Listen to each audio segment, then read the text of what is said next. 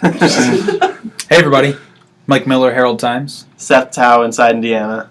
Andrew Hussey from Indiana Daily Student.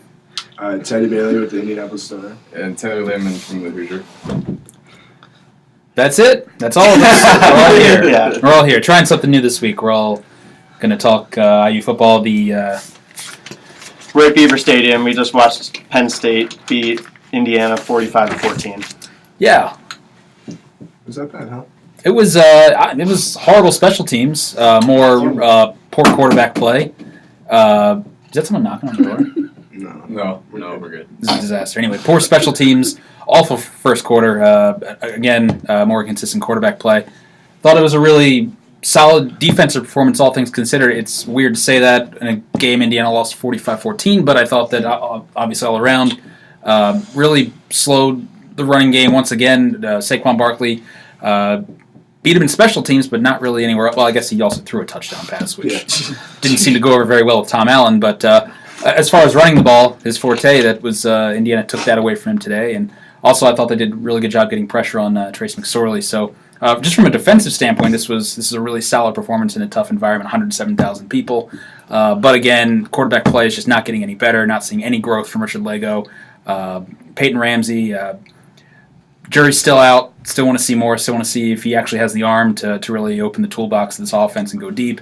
But again, just inconsistent offense, tough for this kind of offense to really you put him in an early hole. I don't think this offense is really built in this environment, at least to weather that and come back. Yeah, I mean, they were playing from behind from the first play of the game. I mean, Barkley took the opening kickoff to the house, and I mean, special teams spotted them 14 points with the Ja'Shawn Harris fumble that Penn State returned for a touchdown. And I mean, it's hard to blame the defense for the touchdown where Ellison fumbled and Penn State took over at like 40, 39 or something like that. Yeah, it like pretty deep in Penn State took over in IU territory. So I mean, right there, that's 21 points. I mean, Indiana was just playing from behind all game, and they looked like it. Yeah, definitely more questions than answers after today. Kind of a theme with Indiana sometimes in games like this. Kind of ran into a buzzsaw as well with Penn State coming off the Iowa win. Definitely no letdown. Although Tigger Scales and the Indiana defense kind of made Trace McSorley look pretty average at times in the Penn State offense.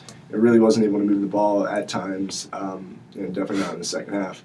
But yeah, I mean, moving forward, you got laundry list of injuries. Marcelino Ball, Ashawn Riggins held out for today's game. They are expected to be held out for next Saturday's makeup game against Charleston Southern, which isn't a surprise given the opponent and what they did against Georgia Southern. And then you have others who went to the locker room and did not return. Brandon Knight, Ja'Shawn Harris, Ian Thomas looked like an ugly knee injury at the end of the game, but he was walking around after. He went back in the game. Yeah, he's still banged up. Dutcher got hit hard. Everyone got hit hard. Kind of a theme here at Beaver Stadium as well. So it's a battle of attrition, and we'll see who suits up next week because they're kind of running out of bodies and running out of good ones. So and then quarterback situation, like you guys mentioned, Allen kind of hinted that. I mean, it depends how you interpret it. That he, if the hot hand quarterback situation continues next week. You gotta figure that after a couple weeks of this putting guys in randomly, it kind of looks like it's kind of getting old and frustrating and probably hurting rhythm for the offense, especially in practice. So see if that continues next week. But you definitely lose something with each guy, and it kind of hurts that Richard Lego's not progressing. At all. That's really the thing. I mean, at some point you just kind of are what you are, and I just think Richard Lego's an inconsistent. Certainly, actually, obviously every time we talk about Richard Lego's, skill set, he obviously has the arm, but just the ability to consistently make those kinds of throws, make those reads. I mean, he threw a great ball to Ian Thomas for a 54-yard gain that set up a touchdown run for Ricky Brookins, Indiana's first score. But I mean, that was just a perfectly thrown ball, but. How many times did he miss Thomas? I mean, he missed Thomas like 3 or 4 other times on balls that should have gone for big chunk gains. And I mean, that's just kind of Richard Lego as we've seen through his first year and a half in this program. It's just he's not taking that next step, and that's a huge concern.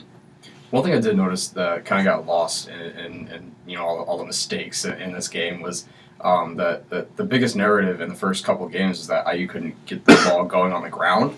and they actually gained 177 yards rushing today. I don't know how much of that was because Penn State maybe took a little bit took their foot off the gas pedal a little bit because they were up by 28-0 in the first quarter, but.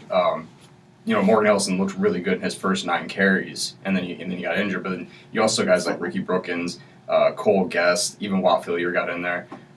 They're ripping off gains of 4, 5, 6 yards, and that's something that we didn't really see from them early on. I mean, we did at Georgia Southern, but that's Georgia Southern. This is the number 4 team in the nation. I was expecting definitely shutting down the rushing attack and having to airmail it all game, which obviously they had to because they're behind, but when they did run it, they got a little bit of success, and if they can carry some of that past Charleston Southern into the game against Michigan, that could be huge for Richard Lako and Peyton Ramsey. Yeah. One thing, I'm sorry, go ahead. Yeah, kind of going off that, in past years we've seen a lot of explosive runs and explosive passes out of this offense, and that just hasn't been there, especially in this game and recent weeks, especially from the running game. They were picking up those 4 and 5 yards, but they weren't doing what kind of really great running teams do and get like 30 yards on a chunk play and just kind of consistently moving the offense like that. Yeah, that being said, I mean, you really did notice a difference in the running game when Ramsey came in and took over. He played the entire second half, but I mean, Indiana was just in general moving the ball better with Ramsey, flowing a little better, but I mean, especially on the ground, just with the way Ramsey was able to scramble and avoid the 3rd and longs that Lego was getting IU into. Yeah, I really honestly thought the offensive line. I'll be curious to kind of go back and watch and actually see it a second look. But I thought the offensive line, especially while they had Brandon Knight in there, I thought they played really well. And I also think that IU kind of won the line of scrimmage on both sides. Really, I think that they kind of took it to what we've kind of come to know as a pretty inconsistent Penn State offensive line. So I thought they got some good pressure, some different blitzes, and just, again, kind of getting a push up front. I thought just on both sides of the ball, Indiana did a pretty good job there. And I thought you saw maybe a little bit of drop-off when you lost Knight, and he's such a huge, just a guy who has that kind of experience. He's just one of their most effective blockers. I thought there was a little bit of a drop-off. But, by and large, I think it was all things considered, a pretty acceptable performance from both lines. Yeah, I mean, all things considered, like, this is one of those games where you can leave saying it could have been a lot worse, but like obviously it could have been a lot better. Right. It was badly. It could have been a lot worse. Right, but if you lose Ja'Shawn Harris for the season, Brandon Knight for an extended period of time, like I don't know how much worse you can get. That's the concern. I mean, we're talking about quarterbacks, and I'm still not sure Indiana has a quarterback. But the injuries right now, I mean, that next week was supposed to be the bye, and it still kind of will be Charleston Southern. You can kind of play the 2s and 3s and let some guys heal up a little bit. But, I mean, right now, Indiana's depth has improved in recent years, but it's still not good enough, and we're seeing that in some of these first 2 Big Ten games. So that's a huge concern. We're not even talking depth. We're talking starters, guys who absolutely need to be out there. Yeah, so, Tony Fields and Chase Dutra both started today at safety. They just don't have that backup Husky guy right now without Brian Fitzgerald, who they hoped would be that second teamer. They just and with Marcelino Ball. Yeah, exactly. Right. Yeah, at this rate, who's going to be left when they have those critical games for bowl eligibility with Illinois, Purdue, Rutgers down the stretch. Those are the past couple of years. Those are the games that you kind of have to win if you want to be a bowl team. And at this rate, I don't know who's going to be out there. And Allen said that he's had to play freshmen that he would have preferred to redshirt.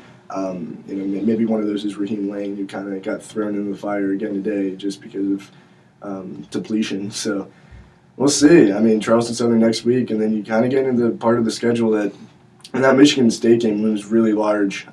Spartans are tough, especially on the road, and Maryland too. Yeah, and the road performance we saw against Virginia compared to this is different. The hemispheres are literally the opposite, but you can't come out like this, like they said, against any team, and especially against the Michigan State or Maryland team that wants to win just as bad as you do.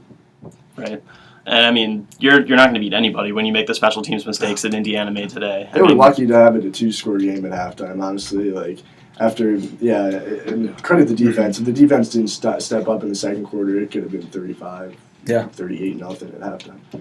Also, I thought Tigray Scales having the game that he had was really critical for that defense because, obviously he's an anchor for that defense, and he's been playing well all season, but he hasn't been playing like this well. He really came out and he had 3 sacks, and he really made a big difference when it came to not only the pass rush, but also in coverage. He made a couple plays, and then also in stopping Saquon Barkley. I think he really took it personally when his matchup with Saquon Barkley came up, and I think he did last year too. And I think that's going to be important when you're going against these Big Ten teams later on in the season. And I was just really happy to see this from T. Gray Scales because it kind of got off to a slow start, and I think a game like this can really propel him into that All-American talk more often. Barkley on that crazy one-handed catch that he had out of the backfield. that was T. Gray Scales. That was the first guy who made this, and he made T. Gray Scales look like an FCS backup. Like, that's an All-American that he absolutely juked out and made look entirely silly. So, yeah, kids for real, and the way the quarterbacks are playing around college football, I can give him the trophy and feel pretty good about it now. So, just saying. Don't laugh at me, Seth. All right. I think this is long enough. This has gone on like 11 minutes. We're good. If you're still watching, I really question why. Well, now I think it's time that we preview Charleston Southern. And that's the end of our preview. I literally know nothing about Buccaneers. Charleston Southern except that they Buccaneers. lost to Mississippi State in the first game. But anyway, yeah, we should wrap this up. We Yeah. can all talk about Charleston Southern at our respective sites. For hours. Yeah. Okay. Appreciate y'all. Nope. Be sure to check out all of our coverage everywhere. Well, we should tell them where to find it. Yeah. Stay tuned on Inside Indiana for coverage from myself and Ben Ladner. Check into the Hoosier Scoop at HoosierSportsReport.com. Check in at audiusnews.com. IndyStar. You got to say check in. And the Hoosier.com with Stu Jackson, Jordan Wells, and myself. Definitely check in there too. Rutgers is just All right. sad. Thanks for watching.